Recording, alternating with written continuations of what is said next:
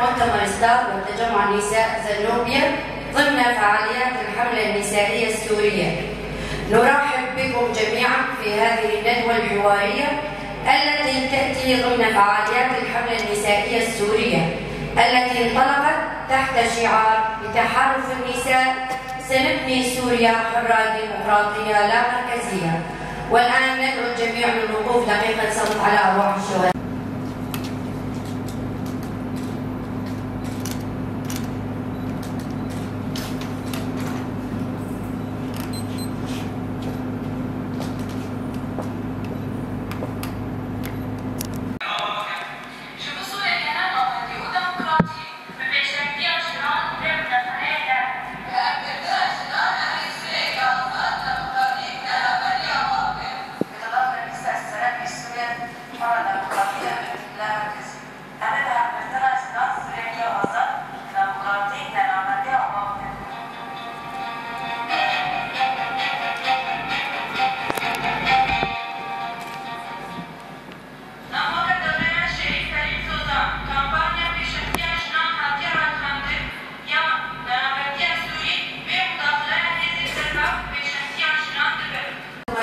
تجمع نساء زنوبيا لبناء سوريا ديمقراطية تعددية لا مركزية تؤمن بالعدالة والمساواة.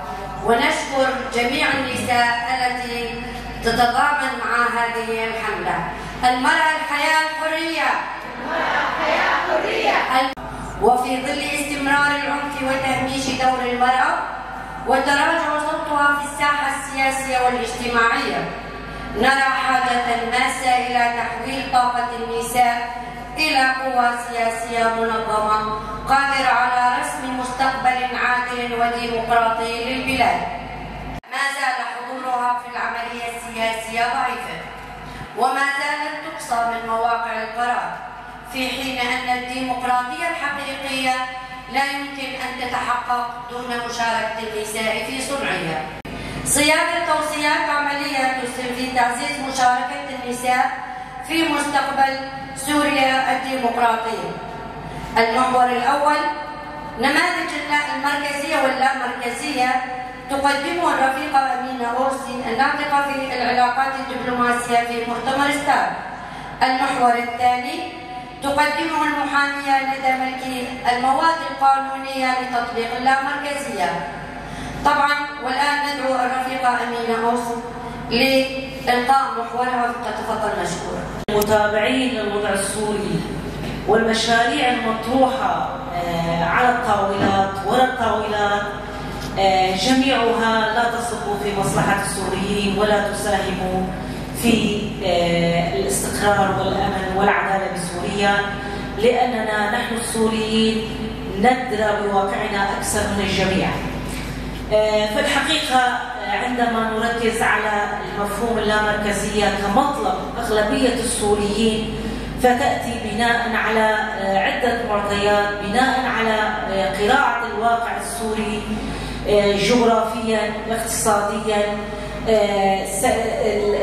كتنوع الموجود السكاني ضروري جدا.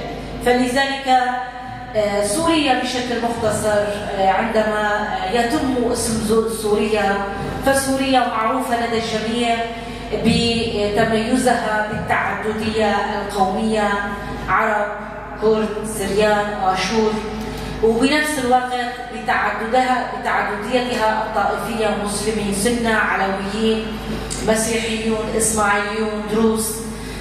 فسوريا متنوعة قوميا ودينيا وطائفيا، إلى جانب سوريا اللي معروفة بتفاوت التنموي الاقتصادي بين هذه المحافظات.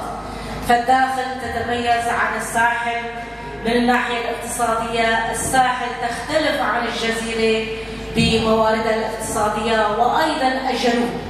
فهذه أيضا نقطة عندما يتم طرح المشاريع لازم يتم دراستها بشكل جيد. إلى جانب التركيز على التاريخ الطويل من المركزية الشديدة في الحكم.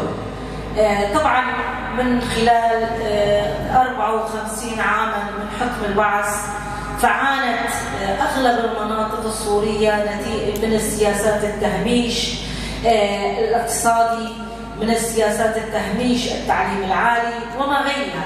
فلذلك وضع المناطق السورية كانت كل منطقة بتختلف عن منطقة أخرى من ناحية الاهتمام الإداري والخدمات والاقتصاد والتعليم.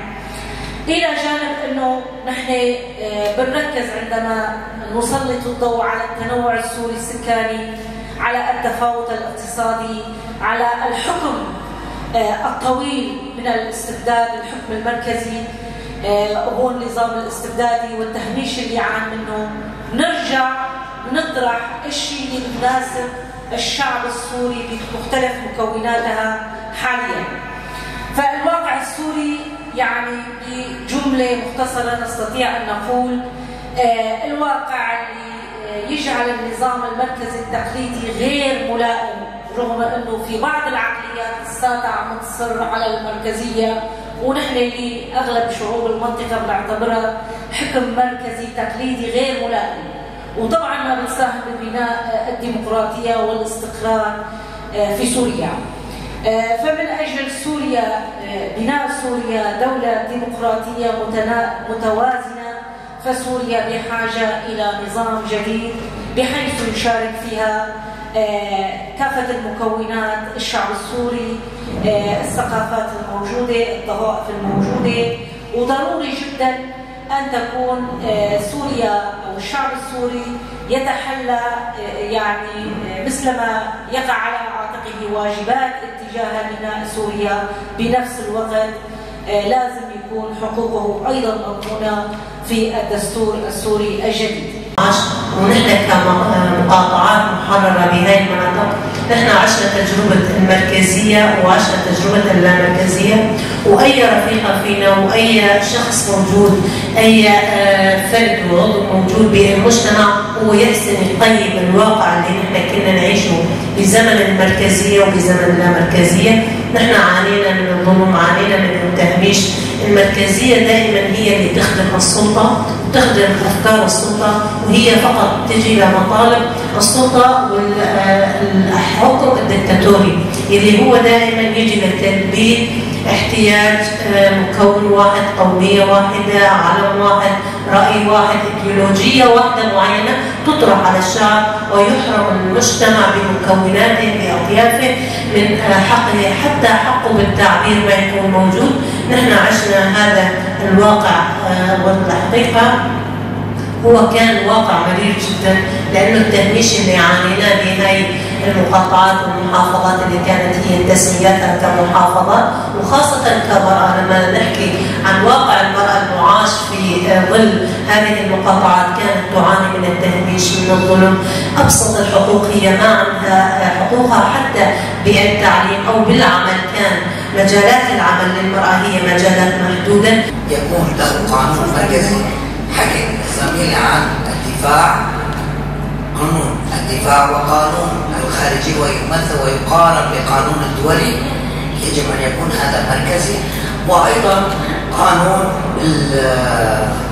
الجزائي والمدني.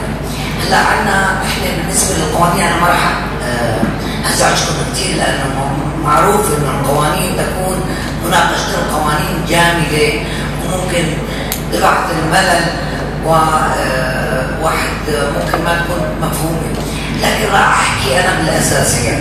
طبعا أول خطأ ارتكابه من قبل الحكومة الانتقالية هو إعلان عن الدستور. خطأ قانوني، أنا أقصد بخطأ قانوني. الإعلان عن الدستور لا يجوز أن يعلن عنه شخص واحد، وهذا نقول عنه أنه مركز المركزي، يعني ليس فقط أنه مركزي بمنطقة معينة ومجموعة من الأشخاص، إنما تمثل بشخص واحد فقط. فهي نسميها قمة الدكتاتورية. لا يجوز عن إعلان دستور، من يقوم بإعلان دستور هو الشعب. وكان أيضا بالنظام البائد السابق موجود دستور، الشعب يحكم نفسه بنفسه، فمن يضع الدستور؟ الشعب هو الذي يضع الدستور. فلا يجوز الإعلان عن الدستور. وإذا شفنا أيضا إعلان عن الدستور المؤلف من 4 أبواب وأيضا من 35 مادة، إذا دققنا بهذه المواد ما نشوف ولا مادة واحدة تتكلم عن لا مركزية، هي مركزية بحتة تماما. حتى مسألة البلاد وحكم البلاد هي بيد شخص واحد فقط. تخيلوا في مادة من إعلان الدستور موجودة إنه رئيس الجمهورية يختار لجنة أو لجنة عليا لتحديد هذه اللجنة العليا، أيضا لجنة أخرى ناخبة لتحديد أعضاء مجلس الشعب. معناته الرئيس هو اللي يحدد العناصر اللي بدهم يحددوا مين من أعضاء مجلس الشعب. فهي انتخابات وهي ديمقراطية بهذا الإعلان لا يجوز. هون الصلاحيات الآن أنا طبعا حكوا كثير زميلات تجربة الإدارة الذاتية بشمال وشرق سوريا أعتبرها، وجد أنا أتكلم كمحامية لا أتكلم عن الإدارة الذاتية كمواطنة موجودة بالإدارة الذاتية. فعلا هي تجربة يحتذى بها من ناحية القانون. يعني حتى الدستور ما سميناه دستور، ليش؟ سميناه عقد اجتماعي. عقد اجتماعي أي أن الشعب هو الذي وضع كل الأسس والشروط التي يجب أن يعيش على أساسها. عقد اجتماعي وليس دستور. يجب أن تحدث يجب أن تقوم العدالة الانتقالية أو الحكومة الانتقالية الآن بأخذ نموذج العقد الاجتماعي للإدارة الذاتية لإقليم شمال وشرق سوريا. بالنسبة للقوانين، هناك قوانين أساسية كما قلنا. إن أخذنا قانون الأقاليم كما تفضلت زميلتي مثل أمريكا الولايات، أيضا نحن نريد أن تكون هناك إدارات محلية تسميها كما تسميها الحكومة مقاطعات، أقاليم، مناطق، لكن يجب أن يكون هناك قانون. بالنسبة لموضوع القوانين الدولية، كونه أنه أنت صرحت في الموضوع أنه نحن ممكن أن الأقاليم أنه هي أو المناطق أنه هي تعمل عقود دولية. هذا الموضوع ممكن أن يكون في المجال الاقتصادي فقط، ولكن في المجالات الأخرى ما ممكن تطبق هاي، في كونه ممكن أن تكون صفقات السلاح تؤدي إلى حروب مناطقية وتعمل مشاكل بالمستقبل. فحاب أعرف إنه هل نحن ممكن إنه نحن نعمل محدودية بالقوانين الدولية إنه نحصرها بالمواضيع الاقتصادية فقط. يعني موضوع السلاح هو موضوع مهم جدا خصوصا بالأوضاع السياسية اللي نحن عم نعيشها حاليا. شكرا كثير.